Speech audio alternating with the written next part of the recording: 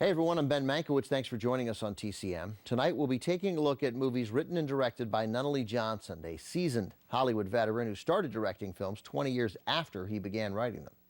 Johnson's career as a screenwriter blossomed in the 1930s. Over the course of his career, his resume includes dramas, adventures, and comedies, including The Grapes of Wrath, The Dirty Dozen, and How to Marry a Millionaire. Johnson did not direct his first film until 1954. Up next, we have his adaptation of Sloan Wilson's best-selling novel from 20th Century Fox in 1956, The Man in the Gray Flannel Suit. The man is Tom Rath, played by Gregory Peck. Tom is a well-tailored worker bee who makes the daily commute from suburban Connecticut into Manhattan. He takes what he thinks is a dream job as a PR man for a TV network run by Frederick March, but Tom soon finds that the immense amount of time and responsibility the job requires conflicts with his personal life. He's a married man with 3 kids. The effects of the Second World War are a recurring theme in the movie. Tom wrestles with guilt over his experiences, and several other characters are affected by it as well, including Jennifer Jones as Tom's wife.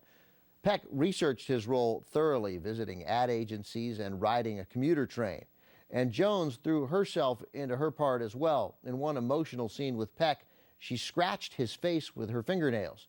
Peck reportedly turned to Nunnally Johnson and said, "I don't call that acting, I call it personal." From 1956, also starring Lee J. Cobb, Marissa Pavon, Keenan Wynn, and Ann Harding, The Man in the Gray Flannel Suit. The Man in the Gray Flannel Suit was a box office success for Nunnally Johnson, who wrote and directed. No matter how much success Johnson had in Hollywood, his family always helped keep him humble. Whenever he'd start showing signs of egotism on cue, one member of his family would say, "Ladies and gentlemen, the man who gave you Chad Hanna." It was a 1940 film that Johnson wrote. It flopped at the box office. Sloan Wilson wrote the novel The Man in the Gray Flannel Suit. His story was loosely based on his experiences as a PR man with Time.